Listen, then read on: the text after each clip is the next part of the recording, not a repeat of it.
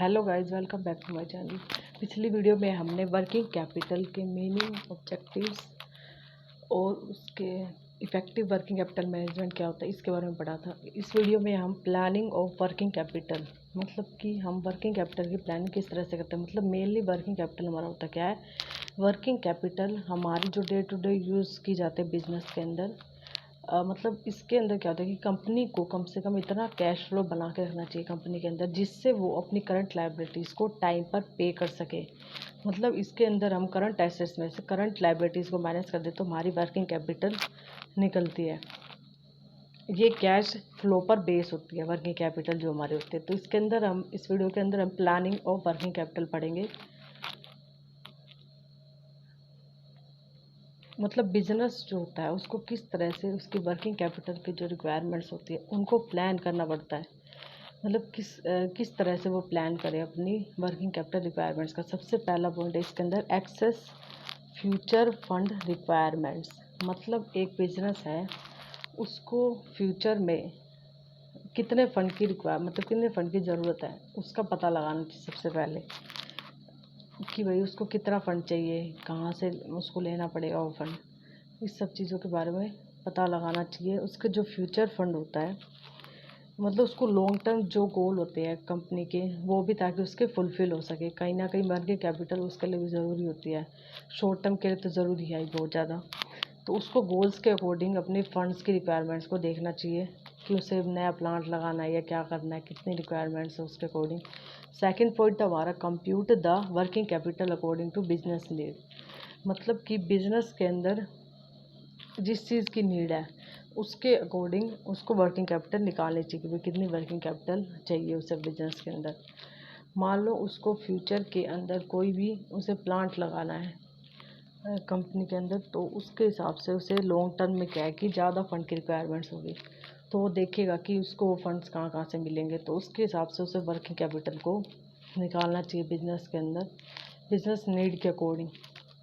उसके बाद है evaluate your access to working capital and the alternative. मतलब कि वो उतनी वर्किंग कैपिटल उसे मिल सकती है, पहुँच है उसकी उतनी वर्किंग कैपिटल के लिए जो उसको फंड चाहिए उस तक, और या फिर उसके जो अल्टरनेटिव्स हैं उसके बारे में भी देखना चाहिए। मतलब कहीं से बोरो करना है तो वो कहाँ कहाँ से बोरो कर सकता है, क्रेडिट में उसे कितना मतलब अमाउंट मिल सकता है कंपनी को, और उसके पास कितने वर्किंग कैपिटल पहले से मौजूद है मतलब बिजनेस के अंदर। तो वो सब चीज़ें उसे देखनी चाहिए कि उसे जो उसके अकाउंट रिसीवेबल है, मतलब किस से उसे पैसा मिलेगा, मतलब जो कस्टमर्स पे कर रहे हैं तो उससे वहाँ से कितना अमाउंट मिल जाएगा, तो उसके अकॉर्डिंग उसको देख लेना चाहिए। उसके बाद है review your accounts payable and receivable processes.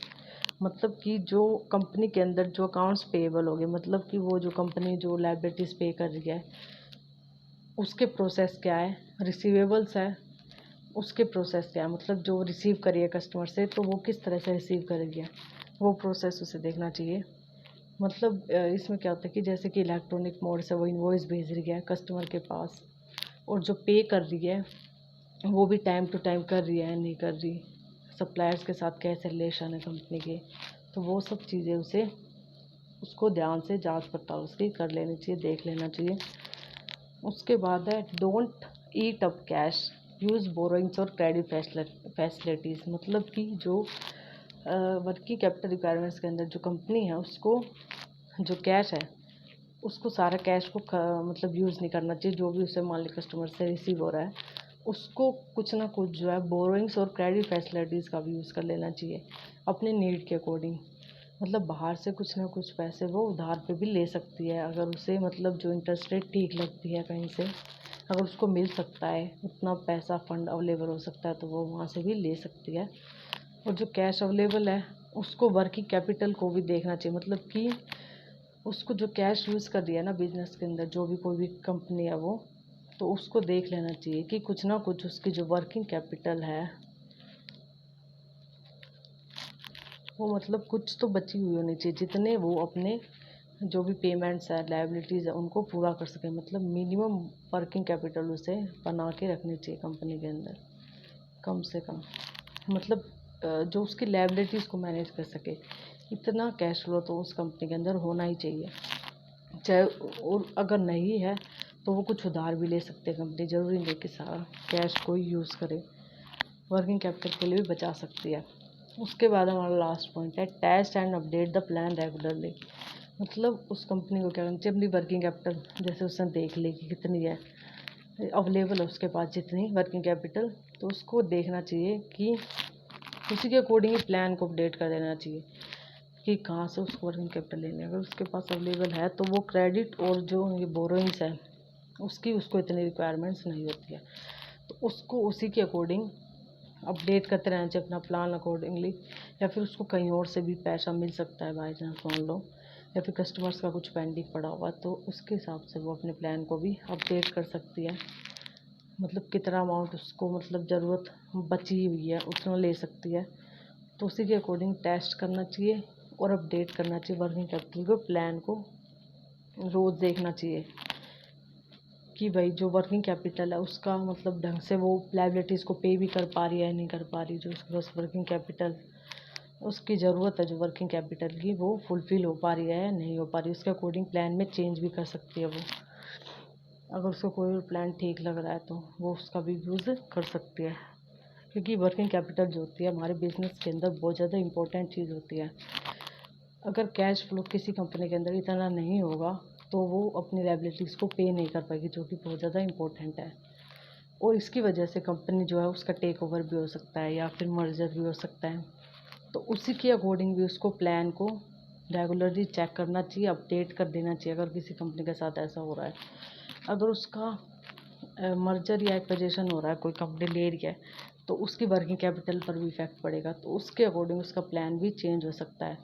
मतलब उसकी जो प्लांट या लैंड वो लगाना चाहती थी उसमें चेंज हो जाएगा, क्योंकि अगर वो मर्जर कर रही है तो उसको प्लांट नहीं लगाना पड़ेगा, मतलब दूसरी कंपनी मिल जाएगी, तो उसके अकॉर्डिंग उसकी वर्किंग कैपिटल रिक्वायरमेंट्स भी चेंज हो जाएगी, तो वो भी देखते रहना चाहिए। इस वीडियो के अंदर हमारा वर्किंग कैपिटल की प्लानिंग के बारे में पढ़ा कि किस तरह से रिक्वायरमेंट्स को ध्यान रख के उसे प्लान करना चाहिए। अगली वीडियो में हम वर्किंग कैपिटल के और टॉपिक पढ़ेंगे, और अगर आप लोगों को कोई भी क्वेरी हो तो आप कमेंट बॉक्स में कमेंट कर सकते हो इस वीडियो से regarding. Thank you guys, please like share and subscribe to my channel.